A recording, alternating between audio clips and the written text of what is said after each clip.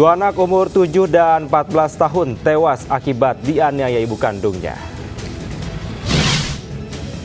Tangis bahagia warga sambut kedatangan Paus Fransiskus di Jakarta. Melepas penat dengan keseruan berburu jajanan unik di Pasar Rabu, Jakarta Pusat.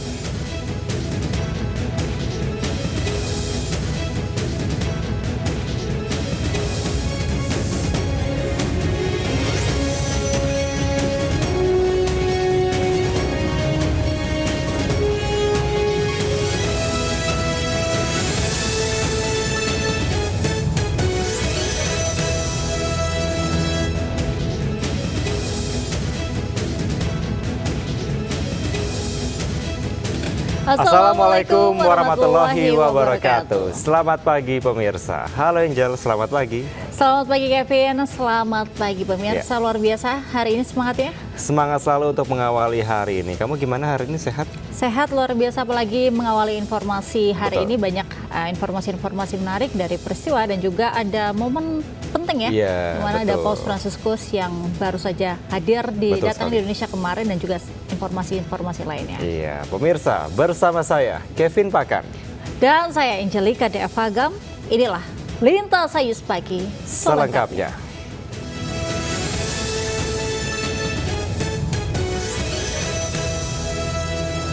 Pemirsa, dua remaja jadi korban hipnotis hingga kehilangan sepeda motor, 2 unit HP, serta uang tunai 2 juta rupiah di Kabupaten Bekasi, Jawa Barat. Dalam aksinya, pelaku memperdaya korban dengan modus menanyakan alamat.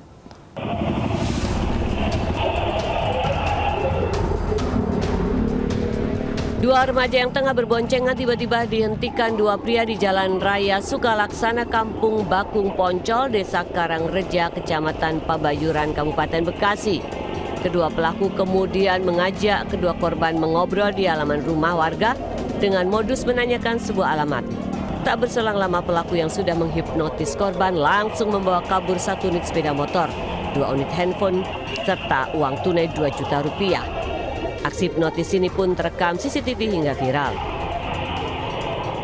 Salah satu dari pelaku memang dia menjawab, oh nggak ada apa-apa Pak, saya cuma numpang ngobrol gitu. Nah ya udah, setelah itu saya langsung masuk lagi. Nah selang dari 10 menit ada dari tetangga yang ngetok pintu yang menanyakan katanya ada korban hipnotis. Ya udah, itu pas saya buka dari CCTV ya memang ada. Itu nggak taunya kejadiannya di tempat saya pisan. Usai kejadian, polisi melakukan olah TKP serta meminta keterangan saksi. Dari Kabupaten Bekasi, Jawa Barat, Ahmad Johari, iNews melaporkan. Pemirsa, 4 orang komplotan penipu yang kerap beroperasi di kawasan Jakarta Utara dan lintas wilayah di Indonesia diringkus polisi. Aparat kepolisian menyita ratusan lembar mata uang asing dari kamar apartemen dan kendaraan.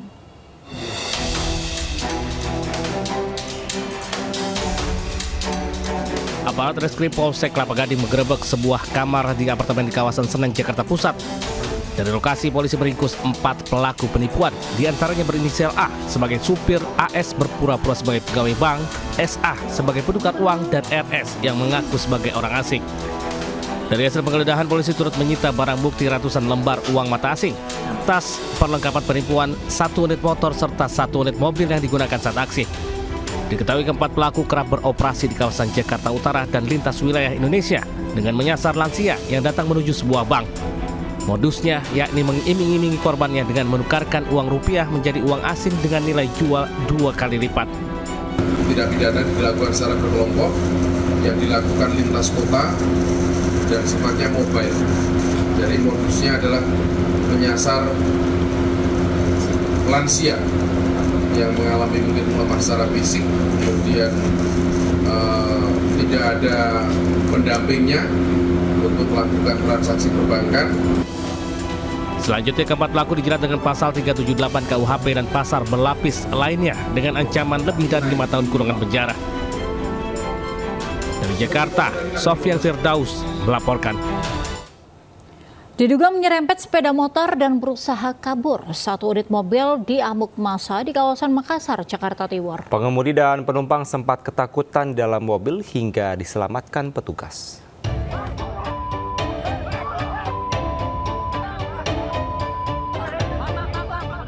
Warga dan pengendara motor mengepung dan melakukan pengrusakan satu unit mobil SUV di Jalan Komodor Halim Perdana Kusuma, Kebonpala, Makassar, Jakarta Timur. Massa yang emosi terus berteriak meminta pengemudi mobil keluar dari mobilnya. Namun akibat ketakutan jadi sasaran amuk massa, pengemudi beserta penumpangnya tetap bertahan di dalam kendaraan. Amuk massa baru bisa diredam setelah pengemudi dan kendaraannya diamankan anggota TNI dan diserahkan ke unit Laka Lantas Satuan Wilayah Jakarta Timur. Sebelumnya, aksi massa terjadi setelah pengemudi diduga menyerempet pengendara sepeda motor di Jalan Maijen Sutoyo, Kramat Jati. Sempat terjadi kejar-kejaran hingga akhirnya laju mobil terhenti di tengah kemacetan. Guna kepentingan penyelidikan, kasus ini ditangani unit Laka Satuan Wilayah Jakarta Timur. Dari Jakarta, Rio Manik, Ainis melaporkan. Kita beralih ke informasi lainnya, pemirsa, aparat keamanan melakukan pengamanan VIP di Kedutaan Besar Vatikan Selasa malam terkait kedatangan Paus Fransiskus di Jakarta. Selama kunjungannya di Indonesia, Paus Fransiskus menginap di Kedutaan Besar Vatikan Jakarta. Dan berikut laporan Nata Arman, Ilham Zarkasi, dan Abdul Roshid dari Kedutaan Vatikan. Pemirsa, inilah suasana di depan Kedutaan Besar Vatikan Jakarta Pusat, yang mana pada saat ini tidak terlihat adanya penjagaan secara ketat, baik itu dari TNI Polri secara khusus seperti itu.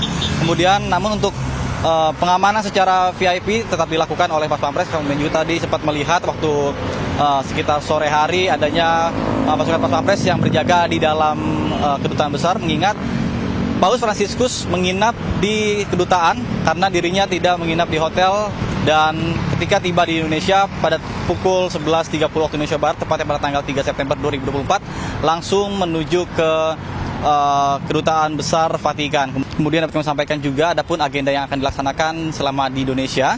Yang pertama adalah pada hari Rabu 4 September 2024, yakni melakukan kunjungan kehormatan kepada Presiden Joko Widodo di Istana Kepresidenan Jakarta. Kemudian juga bertemu dengan sejumlah tokoh-tokoh lain dan juga melakukan pertemuan di Kedutaan Besar Vatikan bersama dengan anggota Serikat Yesus atau SJ. Kemudian melakukan pertemuan dengan para uskup, imam, daikon, pelaku hidup bakti, seminaris di Gereja Katedral Jakarta. Kemudian pada tanggal 5-nya nanti akan memimpin secara langsung terkait dengan Misa Akbar yang diselenggarakan di Gelora Bung Karno, Jakarta. Untuk segi keamanan ataupun keberlangsungan agenda sendiri, ini tentunya akan diberlakukan sejumlah rekayasa arus lalu lintas yang dilaksanakan pada tanggal 4 sampai dengan tanggal 5 nanti. Kemudian untuk tanggal 6 nantinya Paus Fransiskus akan bertolak menuju ke bandara untuk melakukan kegiatan kunjungan ke negara-negara lainnya. Pemirsa, pemimpin umat Katolik dunia dan Kepala Negara Vatikan, Paus Fransiskus tiba di Bandara Soekarno-Hatta, Tangerang, Banten. Ya, Sri Suci Paus akan menjalani lawatan 4 hari di Indonesia dan bertemu sejumlah tokoh serta umat Katolik.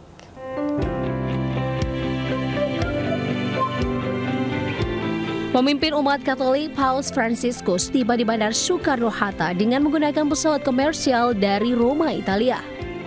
Paus Fransiskus yang memakai kursi roda mendapat karangan bunga dari 2 anak-anak asal Indonesia. Kedatangan Paus disambut Menteri Agama Yakut Khalil Qomas dan Uskup Agung Jakarta Kardinal Ignatius Suharyo.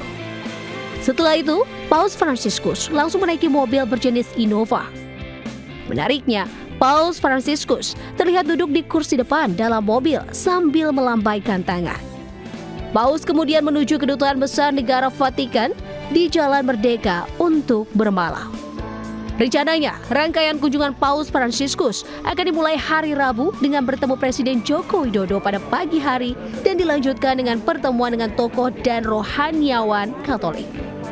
Pada Kamis esok, Paus Fransiskus akan mengunjungi Masjid Istiqlal dan menyelenggarakan Misa Agung di Stadion Gelora Bung Karno yang akan dihadiri 90.000 umat Katolik dari seluruh Indonesia. Di Jakarta, Tim Liputan melaporkan. Kunjungan apostolik pemimpin Gereja Katolik Dunia Paus Fransiskus ke Indonesia disambut haru oleh warga. Ya, seorang biarawati bahkan tak kuasa menahan tangis begitu melihat kehadiran sosok pemimpin Gereja Katolik yang mana melewati dengan melambaikan tangan kepada warga di kawasan Bundaran HI, Jakarta Pusat. Kedatangan Paus Fransiskus dalam rangka kunjungan apostolik di Jakarta, Indonesia disambut antusias oleh warga. Puluhan warga bahkan rela berdiri di bawah terik matahari di Bundaran Hotel Indonesia untuk menyapa Paus Fransiskus yang melewati rute Bundaran HI menuju Kedutaan Vatikan. Usai mendarat di Bandara Soekarno-Hatta, Tangerang, Banten, Paus Fransiskus yang duduk di bangku depan mobil SUV putih ini beranjak menuju Kedutaan Vatikan, Jakarta Pusat, tempat dirinya dan rombongan dari Vatikan menginap. Sepanjang melintasi Jalan Jenderal Sudirman hingga Bundaran Hotel Indonesia, senyuman dan lambaian tangan Sri Suci Paus Fransiskus menyapa warga dan umat Katolik yang menanti kedatangannya. Bahkan sapaan hangat sesaat dari pemimpin Gereja Katolik dunia ini tak kuasa membuat umat terharu menitikkan air mata. Saya terharu dan bangga. Bangga pertama dengan Indonesia, tanah air kita yang bersedia menerima Bapak Paus, lalu bangga dengan Bapak Paus sendiri.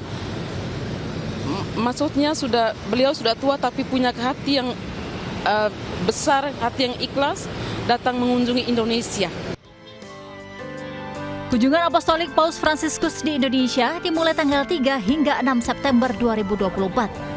Sejumlah titik akan dikunjungi mulai pertemuan dengan Presiden Joko Widodo di Istana Negara, bertemu dengan para uskup dan romo di Gereja Katedral, komunikasi lintas agama di Masjid Istiqlal, dan memimpin Misa Akbar di Stadion Gelora Bung Karno, Jakarta. Dari Jakarta, Galuh Pandu, Iriansyah Wahyudi, iNews melaporkan.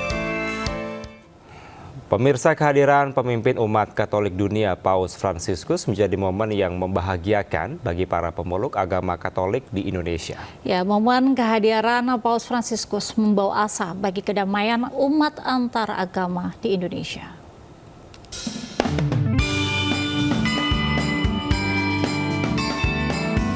Pemimpin Gereja Katolik Dunia, Paus Fransiskus, melaksanakan lawatannya ke negara Asia Pasifik. Indonesia menjadi negara pertama dalam kunjungan apostolik dimulai dari tanggal 3 hingga 6 September 2024. Kunjungan apostolik ini tentunya disambut bahagia umat Katolik Indonesia, serta berharap kunjungan Sri Suci Paus Fransiskus membawa kedamaian dan kerukunan bagi umat beragama di Indonesia. Ya, saya merasa bahagia. Semoga ada kedamaian di antar agama. Aduh, aku sangat excited banget, seneng banget. Anak-anak juga seneng katanya, apalagi yang anakku SMK kan. Dia bilang mau jam 6 suruh datang ke sekolahan, mau berangkat bareng. Pokoknya sangat seneng banget. Harapan kami semoga kedatangan Paus Fransiskus itu bisa membawa kedamaian, membawa hal-hal yang positif bagi kita semua. Menurut saya, kedatangan Paus Fransiskus ke Indonesia dapat berperan penting dalam membangun semacam kolaborasi dengan umat beragama, terutama di Indonesia, yang kita sudah sama-sama ketahui mayoritas adalah beragama Islam. Fransiskus ke sini? Ya, sudah dapat dari berita. Oh gitu, gimana Pak tanggapannya Paus ke sini Pak? Ya senang sekali lah, saya berbahagia lah Paus kemari kan. Kedamaian dunia nih Pak, tanggapan Bapak untuk seperti apa Pak? Saya pikir positif ya. Baik sekali karena memperlihatkan negara kita tuh toleransinya tinggi. Kehadiran Paus Fransiskus mengukir sejarah baru karena sejak kunjungan Paus Yohanes Paulus II ke tanah air 35 tahun lalu, untuk pertama kalinya Paus, seorang pemimpin tertinggi Gereja Katolik Dunia, berkunjung kembali ke Indonesia. Dari Jakarta, Tim Liputan, iNews melaporkan. Pemirsa, gardu listrik di halte bus Transjakarta Pasar Rebo, Ciracas, Jakarta Timur ludes terbakar diduga akibat korsleting listrik.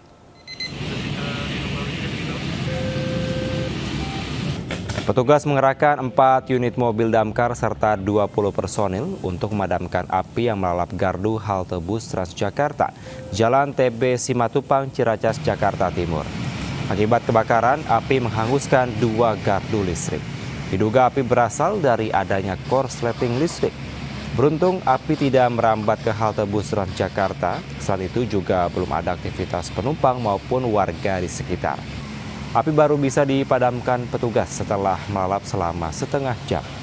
Meski tidak ada korban jiwa maupun luka-luka, namun kerugian ditaksir mencapai ratusan juta rupiah.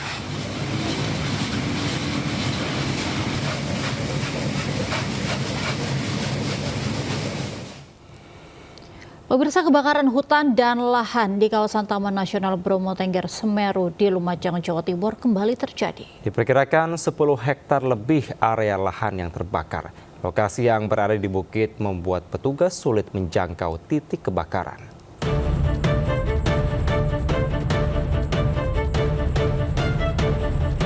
Titik api terlihat di Pegunungan Ebeng-Ebeng di kawasan Taman Nasional Bromo Tengger, Semeru, Desa Argosari, Kecamatan Senduro, Lumajang, Jawa Timur. Kencangnya angin membuat api dengan cepat meluas dan membakar pohon cemara serta semak belukar yang kering akibat kemarau panjang. Menurut warga, titik api mulai terlihat sejak Senin malam. Lokasi yang berada di puncak bukit dan sulit dijangkau membuat petugas tidak bisa berbuat banyak. Diperkirakan saat ini luasan hutan dan lahan yang terbakar mencapai 10 hektar. Diduga kebakaran terjadi akibat gesekan ranting pohon yang kering di tengah kemarau panjang. Sering Pak, hampir tiap tahun. Ya, hampir tiap tahun, terutama di ereng-ereng B29 yang jurusan ke wilayah Bromo itu. Terus yang saat ini Pak? Yang saat ini itu daerah Ebeng-Ebeng. Kemungkinan juga bisa dari ereng-ereng Bromo yang sebelah selatan di daerah wilayah Klang itu. Sebabnya itu biasanya itu dari gesekan angin itu, dari pegunungan itu biasa anginnya kan kadang-kadang anginnya terlalu deras gitu, terus akhirnya. Hingga saat ini kebakaran hutan dan lahan di kawasan Taman Nasional Bromo Tengger Semeru ini masih terjadi.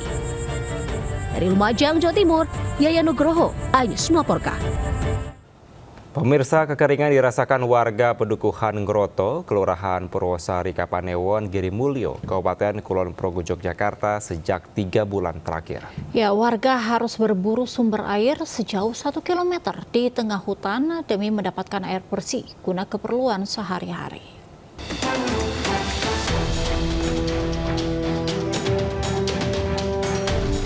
Mata air Kaliringin di tengah hutan perbukitan menoreh, Pedukuhan Ngroto, Kulon Progo ini menjadi satu-satunya tumpuan warga untuk mendapatkan air bersih. Sejak 3 bulan terakhir, warga harus sudah merasakan kekeringan dampak kemarau panjang tahun ini. Guna mendapat air bersih pun tidaklah mudah. Warga harus menuruni bukit sejauh 1 km di tengah hutan di desa mereka. Pada musim kemarau panjang kali ini, sumber air yang lain sudah mengering. Dan mata air Kaliringin menjadi sumber satu-satunya meski debitnya kini kian mengecil. Saat air sudah menipis, warga harus menunggu hingga bisa kembali diambil airnya. Air bersih ini mereka gunakan untuk keperluan minum, memasak, hingga mandi.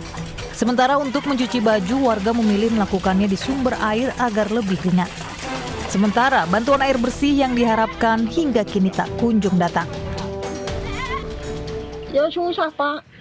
Ajeng mandi mboten ndek banyu, ajeng cawi mboten ndek banyu, susah toh Pak. Udah berapa bulan Ibu? Udah nek lek ngosong ngoten kula ya wis naka 3 bulanan. Hampir 2 bulan saya di sini.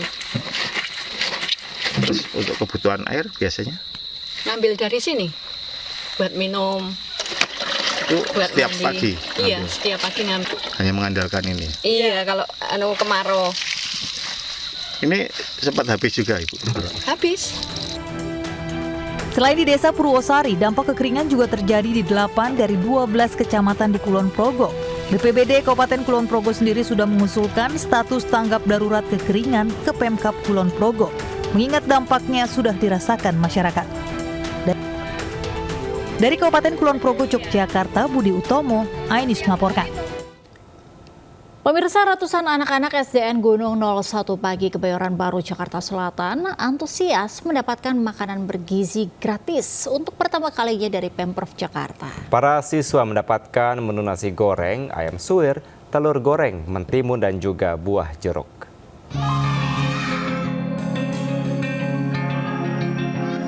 Pemprov Jakarta menggelar uji coba makan bergizi gratis di SDN Gunung 01 Kebayoran Baru, Jakarta Selatan. Sebanyak 650 paket untuk anak-anak dengan menu nasi goreng, telur ayam, timun, dan jeruk dibagikan untuk para siswa. PJ Gubernur Jakarta Heru Budi Hartono memastikan makanan yang dibagikan bergizi dan bebas dari penyakit karena sudah diuji oleh Dinas Kesehatan DKI.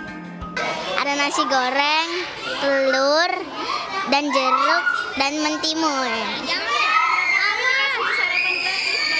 Iya. Ayam, ya, nasi goreng, telur, ayam, jeruk, dan timun. Semuanya gizi sudah dites oleh Dinas Kesehatan. Rencananya pekan depan akan digelar uji coba makan gratis di salah satu SDN di Jakarta Barat dan nanti terakhir di Kepulauan Seribu. Jika semua wilayah sudah melakukan uji coba, maka makan gratis akan dilakukan serentak di Jakarta. Dari Jakarta, Anissa Septiarani, Ade Supriyatna, iNews melaporkan. Kita ke informasi lainnya pemirsa, bakal calon gubernur dan bakal calon wakil gubernur Jakarta Pramono Anung Rano Karno bertemu dengan mantan gubernur Jakarta Fauzi Bowo. Ya, keduanya membicarakan kesinambungan pembangunan Jakarta yang lebih baik.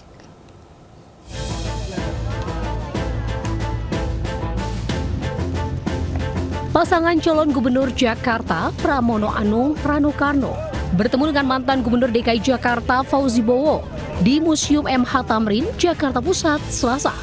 Rano Karno sempat mengajak Pramono dan Fauzi untuk berpose 2 jari lambang The Jackmania. Setelah itu, Fauzi Bowo mengajak Pramono dan Rano ke Museum MH Tamrin. Mantan gubernur DKI Jakarta itu memperkenalkan berbagai ornamen dan gaya budaya Betawi. Pasangan calon gubernur Jakarta Pramono Anung Rano Karno yang mengusung slogan Jakarta Menyala itu meminta Fauzi Bowo yang terkenal dengan nama Foke untuk mendukung mereka. Keduanya berbicara terkait pembangunan berkesinambungan antar masa para gubernur untuk menuju Jakarta lebih baik. Harus berkesinambungan dan harus dilihat dengan kacamata yang berkesinambungan. Ya. Apapun tidak akan selesai pada saat beliau dilantik, andainya nanti diberi kepercayaan dilantik, mulai dilantik dan kemudian pada saat beliau selesai masa jabatannya akan bisa tuntas. Belum tentu. Bang Foke, abang itu pantas sekali dan cakap kalau untuk menjadi gubernur DKI. Dan memang dalam kepemimpinan beliau yang seperti saya sampaikan, saya dan Bang Dul, siapa saja yang pernah berjasa untuk Jakarta, saya pengen sowan satu persatu, karena apapun semuanya mempunyai legacy dengan kepemimpinan dan gaya masing-masing. Unsurnya yang pertama adalah urusan wajib, yang kedua urusan pilihan. Wajibnya tuh yang basic dengan dasar pendidikan, kesehatan, perhubungan, lingkungan, itu wajib. Nah, baru kita pilih perhubungan bagaimana. Tadi kita bicara soal transportasi. Setelah Fauzi Bowo, paslon Pramono Rano sudah menjadwalkan pertemuan lainnya dengan mantan gubernur DKI Jakarta lainnya, termasuk gubernur di periode terakhir Anies Baswedan. Dari Jakarta, Wenda Nura, Raga Firdaus, Mufirwansyah, iNews melaporkan. Pemirsa, artis Vicky Prasetyo mencalonkan diri sebagai calon Bupati Pemalang, Jawa Tengah. Ya, sebelumnya sang gladiator ini gagal berkali-kali dalam pemilihan calon legislatif.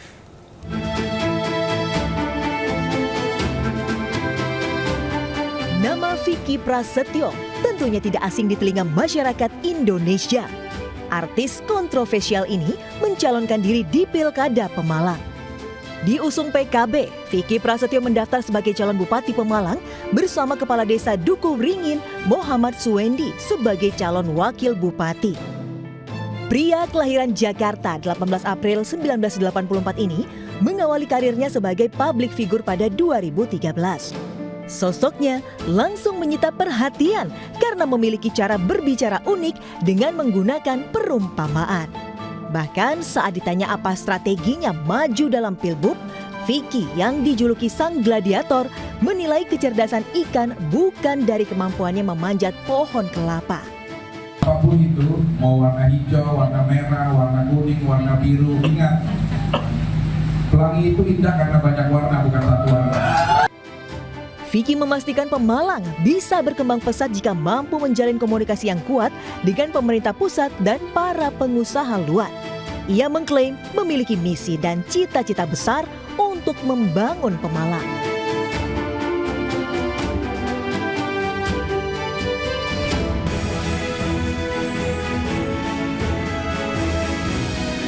Merujuk keputusan Menteri Dalam Negeri nomor 100-214-3613 tertanggal 30 Agustus 2024, 120 anggota DPRD Provinsi Jawa Barat periode 2024-2029 dilantik Ketua Pengadilan Tinggi Bandung di Gedung Merdeka, Kota Bandung.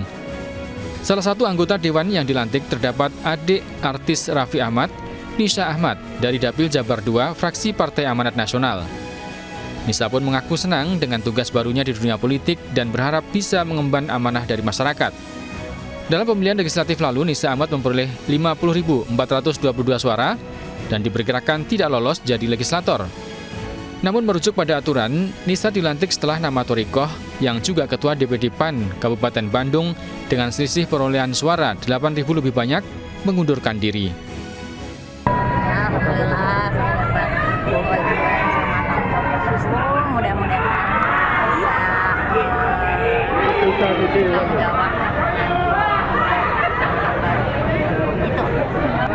Pokoknya saya di sini bagian dari Partai PAN, dapat tugas dari Partai PAN, insya Allah saya menjalankan tugasnya sebaik-baiknya. Dengan pelantikan ini, kursi DPRD Jawa Barat ditempati Partai Gerindra 20 kursi, PKS dan Partai Golkar masing-masing 19 kursi, PDIP 17 kursi, PKB 15 kursi, Partai Demokrat dan Nasdem masing-masing 8 kursi, PAN 7 kursi, P3 6 kursi, serta PSI 1 kursi. Dari Bandung, Jawa Barat, Ervan David, iNews melaporkan. Pemirsa, Partai Perindo resmi memberikan dukungan kepada pasangan bakal calon bupati dan wakil bupati Tabanan Sanjaya Dirga pada Pilkada November 2024. Sementara itu, petahana Tri Adianto Cahyono dan Abdul Haris Bobiho resmi mendaftar ke KPU Kota Bekasi di antar ribuan pendukung. Pasangan bakal calon bupati dan wakil bupati Iko Manggede Sanjaya dan Imade Dirga resmi mendapatkan dukungan dari Partai Perindo Kabupaten Tabanan, Bali. Surat rekomendasi dukungan Partai Perindo diserahkan langsung Ketua DPD Partai Perindo Tabanan di kantor DPC PDI Perjuangan. Paslon yang kita dukung ini, Pak Sanjaya dan Pak Wakil Bupatinya ini, satu, program-program beliau ini cukup populer dan masyarakat, sehingga kedepannya Kabupaten Tabanan, kondisi masyarakat lebih baik lagi. Di Kota Bekasi, Jawa Barat, Partai Perindo beserta 11 partai pengusung lainnya mengantarkan bakal calon wali kota dan wakil wali kota Bekasi Tri Ardianto Cahyono dan Abdul Haris Bobiho mendaftar ke KPU Kota Bekasi, Jawa Barat. Dengan tagline Kota Bekasi Keren, petahana ini berkomitmen untuk membawa kemajuan serta kesejahteraan bagi warga Kota Bekasi. Kesertaan warga masyarakat untuk sama-sama untuk kita wujudkan menuju Kota Bekasi yang keren. Program-program yang kemudian nanti akan menyentuh kepada kepentingan kesejahteraan dan tentunya seluruh warga masyarakat. Kita membuka lapangan pekerjaan dan tadi serupannya, dan yang pertama adalah bagaimana proses pembangunan melibatkan stakeholder yang paling terendah, RT dan RW. Seluruh kader partai berlambang Raja Wali mengembangkan sayap ini akan bergerak turun ke masyarakat guna memenangkan calon kepala daerah yang diusung. Tim Liputan iNews melaporkan. Pemirsa, Wakil Ketua Umum DPP Partai Perindo Ferry Kurnia Rizkiansyah menghadiri dialog kebangsaan bertema merawat keindonesiaan kita, masa depan demokrasi Indonesia pasca perhelatan Pilpres.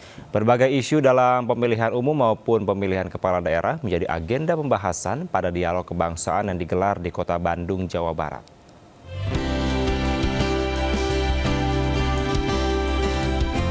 Dialog kebangsaan bertajuk merawat keindonesiaan kita, masa depan demokrasi Indonesia pasca perhelatan Pilpres. Turut dihadiri Waketum DPP Partai Perindo Ferry Kurnia Rizkiansyah.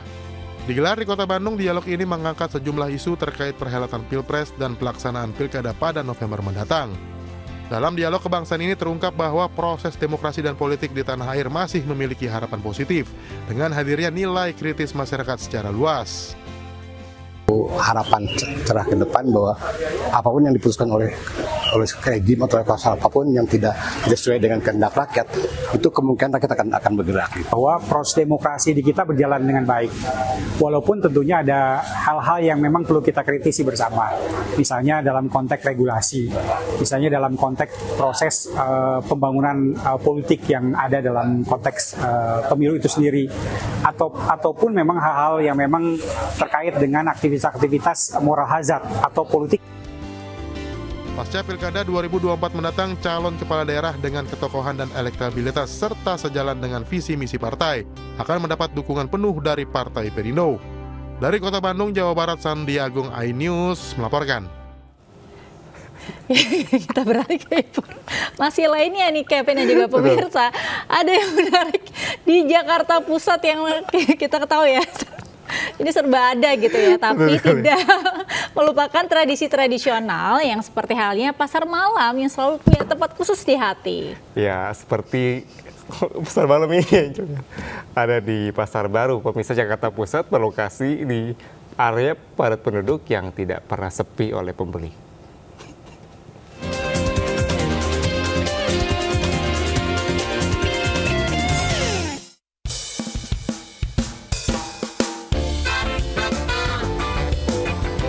Inilah lokasi pasar malam yang terbilang unik, bukan berada di tanah lapang, melainkan memanfaatkan jalan umum di kawasan padat penduduk yang disulap jadi pasar kaget atau biasanya warga di sini menyebutnya Pasar Rabu. Saat ini saya sedang berada di salah satu tempat kuliner yang ada di Jakarta, yaitu diberi nama Pasar Rabu. Jangan ketukar sama Pasar Rebo yang ada di Jakarta Timur, karena Pasar Rabu ini lebih tepatnya berada di Jalan Kembang Raya, Jakarta Pusat. Mau tahu ada apa aja di dalam Pasar Rabu ini? Yuk kita cek sama-sama. Dinamakan Pasar Rabu karena memang pasar ini hanya buka 1 minggu sekali di hari Rabu saja. Di sini, puluhan penjual dengan berbagai jenis barang dagangan membuka lapak di sepanjang Jalan Kembang Raya, Jakarta Pusat. Nah, siapa sangka keberadaan Pasar Rabu ini sudah 23 tahun silam loh. Setiap Rabu malam banyak warga, khususnya warga sekitar, memadati pasar bukan sekedar mencari hiburan belaka. Di pasar malam, Anda dapat berburu kuliner, belanja peralatan rumah tangga, atau sekedar jalan-jalan bersama keluarga dan teman. Berbagai jajanan unik juga bisa ditemukan di Pasar Rabu ini, seperti stik yang biasanya dijual di restoran atau mall, bisa Anda temukan di pasar malam ini dengan rasa lezat dan harga kaki lima tentunya. Selanjutnya ada cemilan seblak yang banyak digandrungi kaum wanita, hingga es jelly ball viral, dan masih banyak lagi. Jajan, iya, kita biasanya hampir setiap hari Rabu ya. Setiap minggu? Iya, setiap hari Rabu pokoknya. Setiap ada kita selalu kesini sih. Jajan. Emang sering kesini berarti? Iya, emang sering karena kita tinggal dekat sini.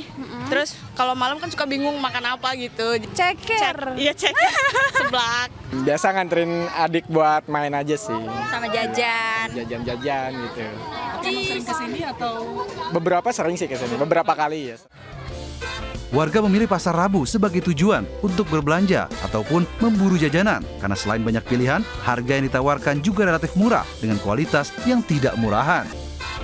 Untuk pemirsa yang mau datang ke pasar malam setiap hari Rabu ini dibuka mulai pukul 5 sore hingga 10 malam. Pemirsa bisa cari jajanan yang mau dibeli di sini.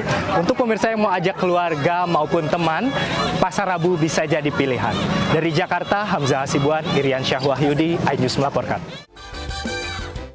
Iya, Angel, dari Pasar Rabu di Jakarta, kita beralih ke Yogyakarta, pemirsa. Ada informasi sebagai kota gudeg kuliner yang satu ini dapat dengan mudah ditemui di sudut-sudut kota Jogja. Ya, salah satu gudeg yang memiliki keunikan yakni gudeg pawon, karena pelanggan dapat bebas memilih langsung dari pawon atau dapur tradisional.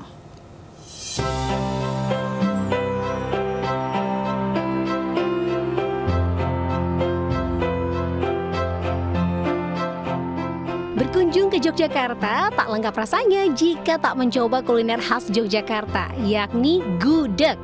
Salah satu gudeg legendaris di Yogyakarta adalah Gudeg Pawon yang berada di Jalan Janturan, Kelurahan Warung Boto, Umbul Harjo, Kota Yogyakarta, dan sudah ada sejak tahun 1958. Dinamakan Gudeg Pawon karena pelanggan harus masuk ke pawon atau dapur terlebih dahulu untuk memilih varian menu gudeg yang akan dinikmati. Nah, kita bisa melihat langsung proses pemasakan di dapur yang menggunakan tungku tradisional khas suasana pedesaan. Tempat ini pun tidak pernah sepi pengunjung. Bahkan jika saat ramai, pelanggan rela antre dari pintu masuk pawon hingga meja prasmanan. Menu gudeg pawon pada umumnya sama dengan gudeg lainnya, terdiri dari olahan gudeg, lauk telur atau ayam, dan olahan krecek. Tidak terlalu begitu suka manis, ini pas bagi saya. Tidak terlalu manis yang terlalu over. Kalau harga ya dari dulu ya masih seperti ini, masih normal-normal saja. Kalau saya bilang manis banget enggak, karena kan ada pembanding. Saya udah pernah makan yang lain itu tuh manis, tapi bagi saya kalau saya apalagi saya orang Sumatera, saya bilang pas ini enggak terlalu manis. Pengunjung bisa menikmati gudeg pawon ini mulai pukul 5:30 sore hingga 8:30 malam, yang pasti harganya ramah di kantong. Dari kota Yogyakarta, daerah istimewa Yogyakarta, Gali Wisma, iNews melaporkan. Pemirsa, Desa Wisata Les di Kabupaten Buleleng, Bali menjadi magnet baru bagi wisatawan domestik dan mancanegara yang berkunjung ke Pulau Dewata. Ya, desa wisata penghasil garam organik ini merupakan salah satu destinasi unggulan di kawasan pariwisata bagian utara.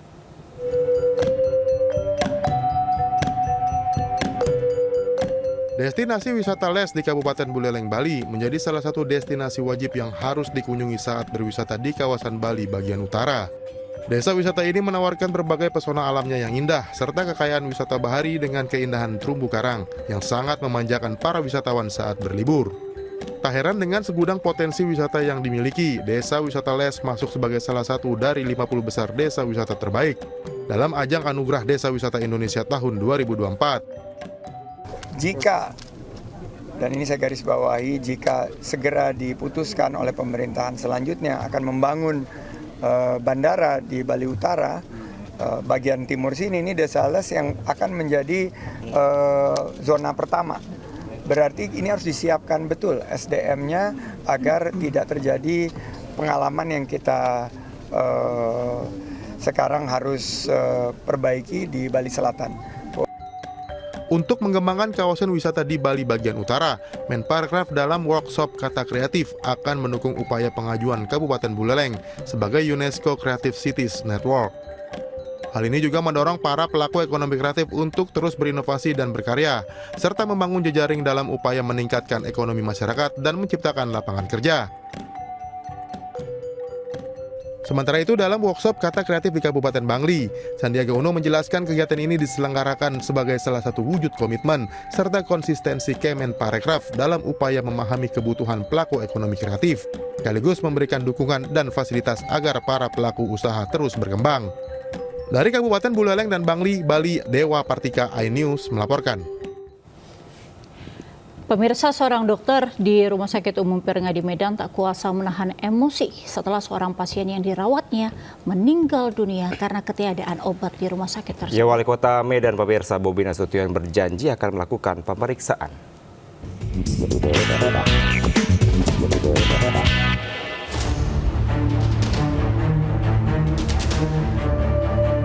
Innalillahi wa inna ilaihi raji'un. Ada pasien aku exit, meninggal dia. Tahu kenapa kan? Karena nggak ada obat. Tolonglah Pak Bobi, Bapak maju apa ini, pilgub ini, tolong beresin rumah sakit. Aduh, pening kali kepala aku coba. Video yang diunggah akun @Denny Suroso, seorang dokter mengeluh pasiennya meninggal dunia karena obat yang dibutuhkan tidak tersedia, viral. Diketahui video tersebut berlokasi di Rumah Sakit Perngadi Medan. Namun dokter tersebut tak menyebut kapan pasien yang meninggal. Yang menambahkan kondisi serupa terjadi sebelumnya, di mana pasien meninggal karena ketiadaan obat di rumah sakit milik Pemkot Medan ini. Kondisi ini makin menegaskan suasana memprihatinkan di RS Perngadi Medan. Para dokter pun harus membeli obat untuk menyelamatkan pasien mereka. Wali Kota Medan Bobi Nasution mengaku Pemkot Medan tidak pernah main-main terkait pelayanan, terutama pelayanan kesehatan, dan akan memeriksa terkait informasi tersebut. Ya, kami dari pemerintah, dari sisi keuangan untuk dana kesehatan, kami tidak pernah main-main di situ. Untuk masalah stok, kita selalu sampaikan, bahkan masalah gudang dan segala macam kita selalu rutin untuk minta selalu dicek, bahkan obat-obat yang dibeli, jangka kadaluarsa selalu kita minta diperhatikan betul. Nantinya jika terbukti ada pihak yang melakukan penyelewengan, Pemkot akan melakukan tindakan tegas dan tidak segan untuk mencopot jabatan yang berwenang. Dari Medan, Sumatera Utara, Ahmad Ridwan Nasution, iNews melaporkan.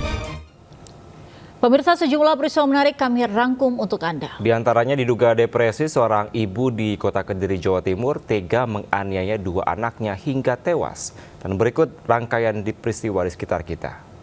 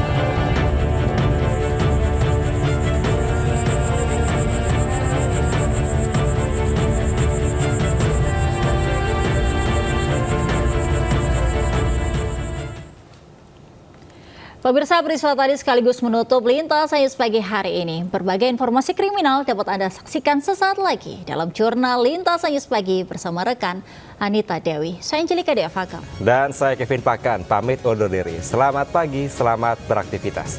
Wassalamualaikum warahmatullahi wabarakatuh.